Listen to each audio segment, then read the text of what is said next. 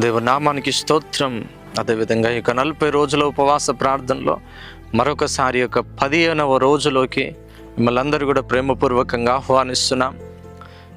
కనుక ఈ 15వ రోజు అద్భుతమైన రీతిలో మరలా మీతో ఈ విధంగా ప్రభు వాక్యాన్ని పంచుకొనుటకు దేవుడిచ్చిన అద్భుతమైన అవకాశాన్ని బట్టి దేవుని నామానికి మహిమ కలుగును గాక. చూడండి, వాక్యం చదువుకుందామా. సంఖ్యాకాండము 23వ అధ్యాయము 19వ వచనం. దేవుడు అబద్ధమాడుటకు ఆయన మానవుడు కాడు, పశ్చాత్తాపపడుటకు ఆయన నరమాత్రుడు కాడు.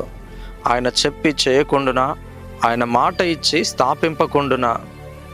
చూడండి, అనేక సార్లు నీ జీవితంలో దేవుడు అనేక వాగ్దానములు చేసి ఉంటాడు. అందుకనే దేవుడు చూడండి, నీ ఎడల నాకు కలిగిన తలంపులు బహువిస్తారములై ఉన్నాయి, అవి లెక్క చెప్పేదనని వివరించిన అవి లెక్కకు మించి ఉన్నవని దేవుని వాక్యం సెలవిస్తుంది. చూడండి, దేవుడు అనేక సార్లు మన జీవితంలో అనేక ప్రణాళికలు ఆయన వేసుకుంటాడు. ఒక తండ్రి ఒక కుమారుని ఎడల ఏ విధంగా నా కుమారుడు ఈ విధంగా ఉండాలి, నా కుమారుడు ఈ విధంగా ఉండాలి, నా కుమారుడు ఆ స్థాయిలో ఉండాలి, నా కుమారుడు ఈ స్థాయిలో ఉండాలని ఒక తండ్రి ఆ కుమారుని కోసం ఏ విధంగా అయితే ఆశపడతాడో, అదే విధంగా మన పరమ తండ్రి అయిన ఆ దేవుడు కూడా అదే విధంగా మన ఎడల ఆయన ఆశపడుతున్నాడండి. ఈరోజు నువ్వు ఆయన యందు నువ్వు నమ్మిక ఉంచి నువ్వు ముందుకు కొనసాగగలిగినట్లయితే, నువ్వు ఆయన యందు భయభక్తులు కలిగి ముందుకు కొనసాగగలిగినట్లయితే, దేవుడు ఖచ్చితంగా దేవుడు నీ జీవితంలో చేసినటువంటి వాగ్దానాన్ని ఖచ్చితంగా ఆయన స్థిరపరుస్తాడు. ఈరోజు ఏ బాధతోనూ ఉంటున్నావు, ఎందుకు నా జీవితంలో ఈ సమస్యలు, ఎందుకు నా జీవితంలో ఈ వ్యతిరేకతలు, అనేకుల నుంచి ఎందుకు ఈ అవమానాలు నాకు ఎదురవుతుంటున్నాయి, అనేకులు నన్ను ఎందుకు తృణీకరిస్తున్నారు అని ఈరోజు నువ్వు అనుకుంటూ బాధతో ఒంటరిగా ఉన్నావేమో. కానీ దేవుడు ఈరోజు అంటున్నాడండి, దేవుడు ఖచ్చితంగా దేవుడు నిన్ను విడిచిపెట్టే దేవుడు కాదు. అన్యాయంగా అనేకుల చేత నువ్వు దూషించబడుతున్నావు, నువ్వు తప్పు ఏం లేకపోయినప్పటికీ అనేకులు నిన్ను నిందిస్తున్నారేమో, కానీ దేవుడు ఎవరిని కూడా దేవుడు అన్యాయంగా వదిలేయడండి. ఎవరిని కూడా దేవుడు అన్యాయంగా వదిలేయడు. అందుకనే దేవుడు అబద్ధమాడుటకు ఆయన మానవుడు కాడు, పశ్చాత్తాపపడుటకు ఆయన నరమాత్రుడు కాడు. ఆయన చెప్పి చేయకుండునా, ఆయన మాట ఇచ్చి స్థాపింపకుండునా. దేవుడు అనేక సార్లు నీతో మాట్లాడి ఉండొచ్చు. ఏ విధమైన ఆశీర్వాదం, ఏ విధమైన వాగ్దానమును దేవుడు నీ జీవితంలో చేసిండేమో. చూడండి, అబ్రాహామును దేవుడు పిలిచినప్పుడు అబ్రాహాముతో దేవుడు ఒక వాగ్దానం చేస్తాడు. ఇదిగో నీ సంతానమును ఆకాశ నక్షత్రం వలె, సముద్రపు ఇసుక రేణువుల వలె నీ సంతానాన్ని నేను విస్తరిస్తా అని చెప్పాడు. అబ్రాహాముతో దేవుడు ఆ వాగ్దానము చేసిన తర్వాత అబ్రాహాము దేవుని యందు నిరీక్షించిండు, అబ్రాహాము దేవుని యందు విశ్వాసముతో ఉన్నాడు. అప్పుడు అబ్రాహాము జీవితంలో దేవుడు కార్యమును జరిగించిండు కదండి. అబ్రాహాముతో దేవుడు వాగ్దానం చేసిన తర్వాత కూడా ఇంచుమించు 25 సంవత్సరాల వరకు దేవుడు అబ్రాహామును వెయిట్ చేయించిండు. ఇంచుమించు ఆ వాగ్దానం చేసిన తర్వాత కూడా అబ్రాహాము జీవితంలో ఇంచుమించు 25 సంవత్సరాల వరకు ఆలస్యమైంది. అబ్రాహాము ఆ 25 సంవత్సరాలలో కూడా ఏ విధమైన విసుగు చెందలేడు. దేవుని యందే నిరీక్షణ కలిగి ఉన్నాడు, దేవుని యందు విశ్వాసము కలిగి ఉన్నాడు. ఈరోజు దేవుడు నీ జీవితంలో అనేక వాగ్దానములు చేసినప్పటికీ కూడా ఈరోజు నువ్వు ఇది నా జీవితంలో ఇది దేవుడు జరిగిస్తాడా, ఇది సాధ్యపడగలదా అని నువ్వు ఒకవేళ అవిశ్వాసముతో ఉంటున్నావేమో. కానీ ఈరోజు దేవుడు నీతో మాట్లాడుతున్నాడు. ఇదిగో దేవుడు అబద్ధమాడుటకు ఆయన మానవుడు కాదు, పశ్చాత్తాపపడుటకు ఆయన నరమాత్రుడు కాడు. ఆయన చెప్పి చేయకుండునా, ఆయన మాట ఇచ్చి స్థాపింపకుండునా. అబ్రాహాము జీవితంలో దేవుడు కార్యం చేసిండు. దావీదును నిన్ను రాజుగా ఇశ్రాయేలుకు రాజుగా నిన్ను నియమిస్తా అని చెప్పిండు.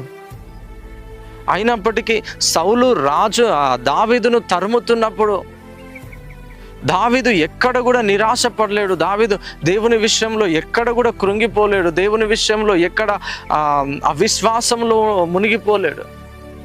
శత్రువు తరుముతున్నప్పటికీ కూడా దావీదుకు దేవుడు చేసిన యొక్క వాగ్దానం మీద విశ్వాసం ఉన్నది కనుక దేవుడు దావీదును ఇశ్రాయేలుకు రాజుగా నియమించాడు. దావీదు జీవితంలో అనేక పోరాటాలు ఎదురైతున్నప్పటికీ కూడా దావీదు ఎక్కడ కూడా దేవుని దూషించలే. చూడండి, యోబు జీవితంలో అనేక పోరాటాలు, అనేక కరువు, అనేక తన కుటుంబం వారు యోబును వెలివేసినప్పటికీ, యోబును విడిచిపెట్టినప్పటికీ యోబు ఎక్కడ కూడా దేవుని దూషించలేడు. యోబు ఎక్కడ కూడా దేవుని దూషించలేడు. యోబు ఎక్కడ కూడా అవిశ్వాసంలోకి మునిగిపోలేడు. కనుక నువ్వు ఈరోజు అవిశ్వాసంతో ఉన్నావేమో, దేవుడు ఇది జరిగిస్తాడా, ఇంత ఆలస్యం అయిపోయింది, చాలా రోజులు అయిపోయింది, దేవుడు నా విషయంలో వాగ్దానం చేశాను నువ్వు అనుకుంటున్నావేమో. కానీ దేవుడు నీ జీవితంలో ఆ వాగ్దానం నెరవేర్చే దినములు ఆసన్నమై ఉన్నాయి. హల్లెలూయా, హల్లెలూయా. దేవుడు నీకు చెప్పినటువంటి ఆ యొక్క ఉద్దేశములను సఫలపరిచేటటువంటి దినములు ఆసన్నమై ఉన్నాయి. అందుకనే ఈ యొక్క 40 రోజుల ఉపవాస ప్రార్థనలో 40 రోజుల తర్వాత నోవాహు ఓడ యొక్క కిటికీలను ఓపెన్ చేసినట్లుగా బైబిల్ వాక్యం సెలవిస్తుంది. ఇదిగో ఈ యొక్క 40 రోజుల తర్వాత నువ్వు ప్రార్థనలో పాల్గొంటున్నావు, ఉపవాస ప్రార్థనలో నువ్వు ఉండగలుగుతున్నావు కనుక ఈ యొక్క 40 రోజుల తర్వాత దేవుడు నీ యొక్క సంవత్సరాలు తరబడి నీ జీవితంలో మూసుకుపోయిన ఆ ద్వారాలు తిరిగి మరల దేవుడు తెరవబోతుంటున్నాడు. ఆమేన్, హల్లెలూయా, హల్లెలూయా. దేవుడు నీకు చేసినటువంటి ఆ వాగ్దానమును దేవుడు ఖచ్చితంగా నీ జీవితంలో నెరవేర్చబోతున్నాడు. నిన్ను తలగా దేవుడు నియమించబోతుంటున్నాడు. రానున్న దినాలలో నిన్ను దేవుడు ఒక కిరీటముగా దేవుడు నిన్ను చేయబోతుంటున్నాడు. హల్లెలూయా, హల్లెలూయా. ఎంతమంది నమ్ముతున్నారండి? దేవుడు నీతోనే మాట్లాడుతున్నాడు.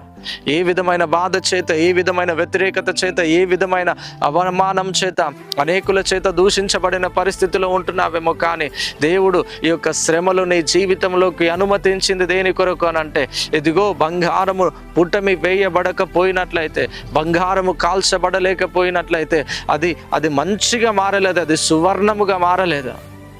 ఇదిగో ఈ శ్రమల తరువాత దేవుడు ఇదిగో నిన్ను కాల్చబడుతున్న దేవుడు నీకు మంచి కిరీటముగా దేవుడు నిన్ను తయారు చేయబోతుంటున్నాడు. ఇదిగో రాజులు నిన్ను నెత్తి మీద పెట్టుకొనబోతుంటున్నారు. హల్లెలూయా.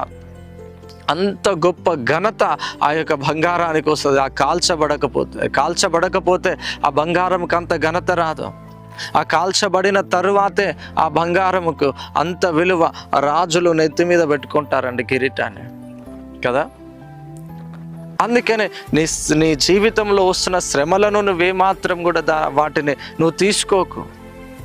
దేవుడిచ్చిన ఆ వాగ్దానాన్ని పట్టుకొని విశ్వాసంతో ముందుకు కొనసాగగలిగినట్లయితే దేవుడు ఖచ్చితంగా అబ్రాహాము జీవితంలో జరిగించిన కార్యము జరిగించిన దేవుడు నీ జీవితంలో కూడా జరిగించబోతున్నాడు. దావీదు జీవితంలో జరిగించిన దేవుడు నీ జీవితంలో కూడా ఆ కార్యం జరిగించబోతున్నాడు. యోసేపు జీవితంలో జరిగించిన ఆ కార్యాన్ని దేవుడు నీ జీవితంలో కూడా జరిగించబోతున్నాడు. కనుక భయపడక విశ్వాసంతో ప్రభుతో ముందుకు కొనసాగు. కనుక ప్రార్థన చేసుకుందామా. పరిశుద్ధుడా, మహోన్నతుడా, మహాగణుడా, నాయన అద్భుతమైన రీతిలో తండ్రి ఈరోజు దేవా ఇదిగో నాయన ఎంతమంది నాయన ఈ వర్తమానం విన్నారో తండ్రి, ఎంతమంది ఇదిగో నాయన భయముతో ఆందోళన ఇదిగో నాయన అవమానకరమైన పరిస్థితిలో ఉంటున్నారు నాయన, ప్రతి బిడ్డ నాయన మీరు దీవించండి, ఆశీర్వదించండి తండ్రి. ప్రతి బిడ్డ పట్ల నాయన మీరు గొప్ప కార్యములు జరిగించండి. ఇదిగో నాయన మీరు అద్భుత కార్యములు నాయన మీరు జరిగించండి తండ్రి. నీ సన్నిధిని సమాధానం చేత నాయన ప్రతి బిడ్డ నాయన మీరు నింపమనితో ప్రార్థిస్తూ వస్తున్నాను తండ్రి. ఇదిగో నాయన బిడ్డల పట్ల తండ్రి ఇదిగో నాయన మీరు కృప చూపి ఇదిగో నాయన ప్రతి వాగ్దానంను నాయన మీరు ఇదిగో నాయన త్వరలో మీరు నెరవేర్చబోతున్నందుకే నీకు వందనాలు చెల్లిస్తూ యేసుక్రీస్తు నామములో అడిగి వేడుకొంచున్నాము తండ్రి. ఆమేన్. దేవుని నామానికి స్తోత్రం. అదేవిధంగా ఇక 40 రోజుల ఉపవాస ప్రార్థనలో మీరందరూ కూడా పాల్గొంటున్నారని మేము నమ్ముతున్నాం. అదేవిధంగా ఇంకా పాస్టర్ విజేందర్ అనే యూట్యూబ్ ఛానల్ ఇంకా ఎవరైనా సబ్స్క్రైబ్ చేసుకోలేకపోయినట్లయితే ప్రతి ఒక్కరు కూడా సబ్స్క్రైబ్ చేసుకోనండి. ప్రతి ప్రతిరోజు ఒక మెసేజ్ యూట్యూబ్లో అప్లోడ్ చేస్తున్నాం కనుక ప్రతిరోజు ఈ యొక్క వర్తమానం చాలామందికి ఆశీర్వాదకరంగా ఉంటుంది కనుక మీరు కూడా ఈ యొక్క సబ్స్క్రైబ్ చేసుకోవడం ద్వారా త్వరగా మీకు అప్డేట్ వస్తుంది కనుక ఏమాత్రం కూడా మర్చిపోకండి. అనేకులకు షేర్ చేయండి, మెసేజ్ని లైక్ చేయండి. మరలా రేపు కలుసుకుందాం. అంతవరకు సెలవు. Thank you. Praise the Lord. God bless you.